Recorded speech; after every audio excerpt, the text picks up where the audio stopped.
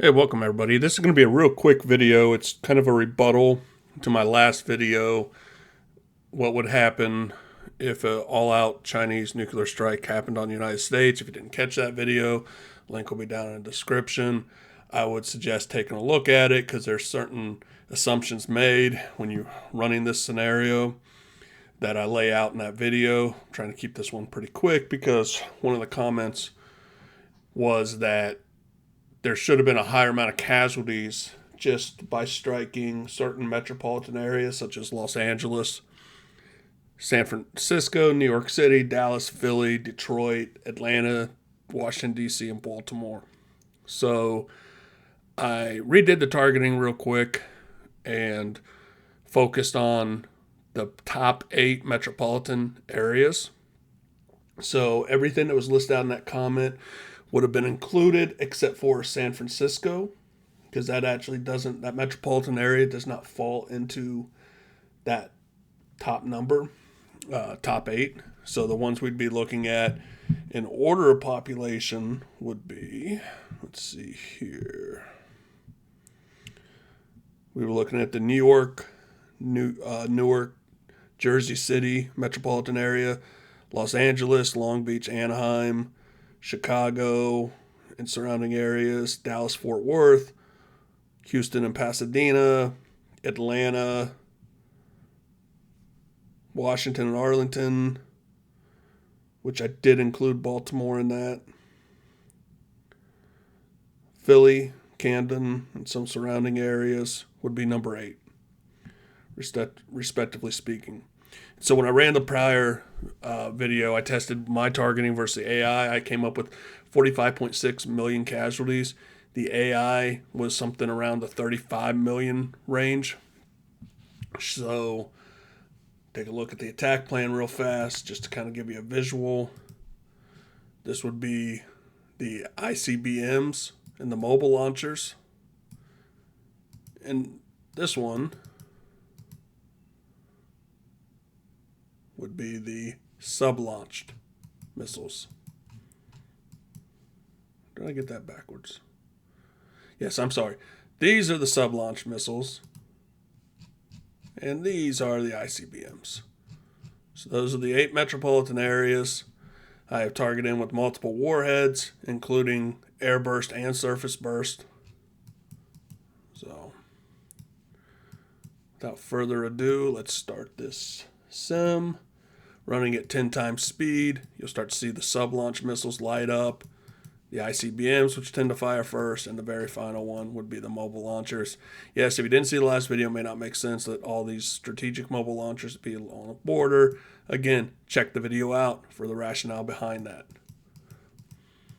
And again, this isn't meant to represent a realistic scenario. This is meant to represent absolute worst case scenario. So see, those have taken off.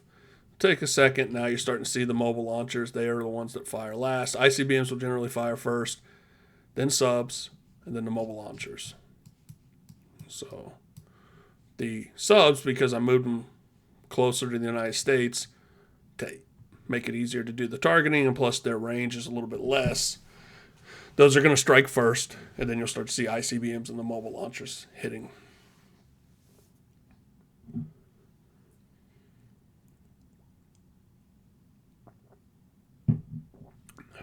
Interestingly, we just tested a new MIRV, multiple reentry vehicle, and that's the United States. It's a reentry vehicle designed for the Sentinel ICBMs, which are set to replace the Minuteman IIIs. So I just did a test on that. The Sentinel cost is overrunning, so that's created a bit of a hoopla among Capitol Hill.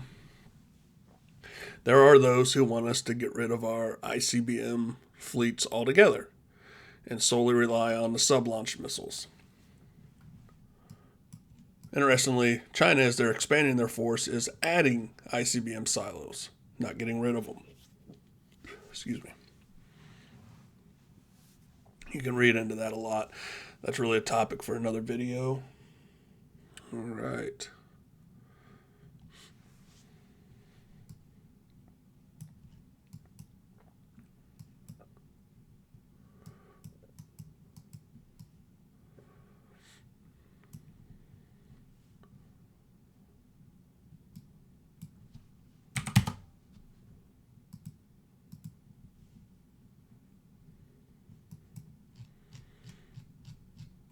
So we still have a significant portion of the mobile launchers and the ICBMs coming in.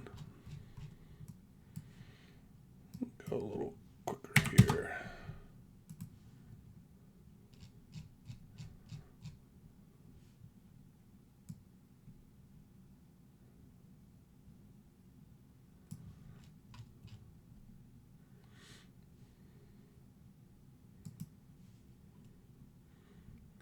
Sped things up just a little bit. This would have started at 12 o'clock. We're about 38 minutes in right now.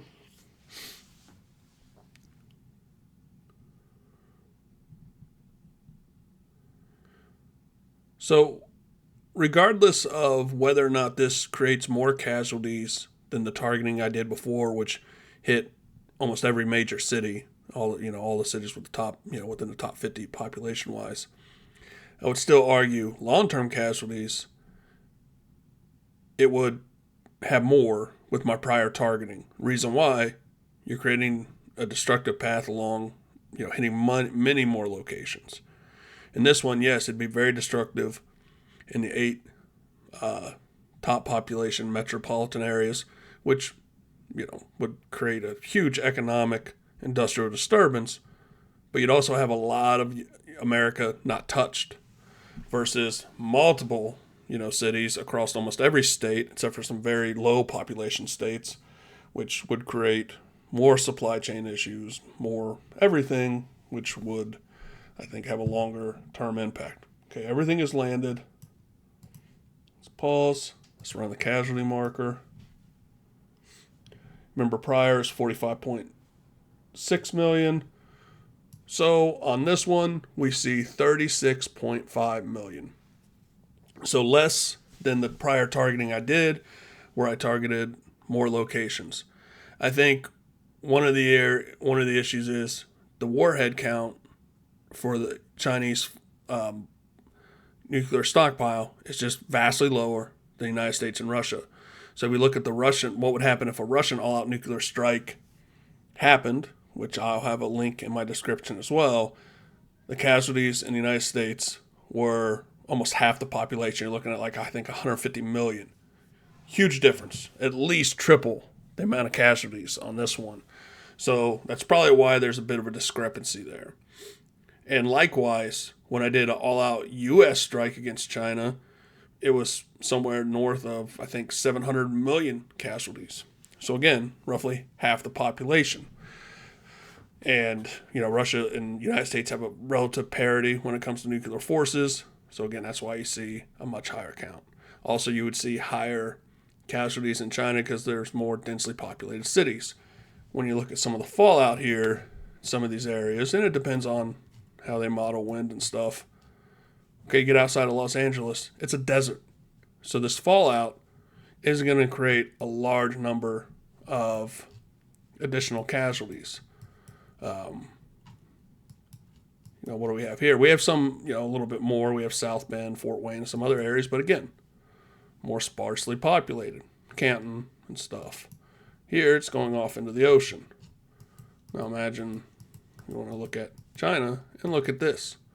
So if you were to strike along here, your fallout is going to be hitting major population centers. Definitely more densely populated, at least along that coast. Out here, it's not going to do anything to anybody. But look at this. So that's the difference there. But I wanted to run it just as a response to the other comment. So hopefully enjoy and enjoy your weekend. Thanks, everybody.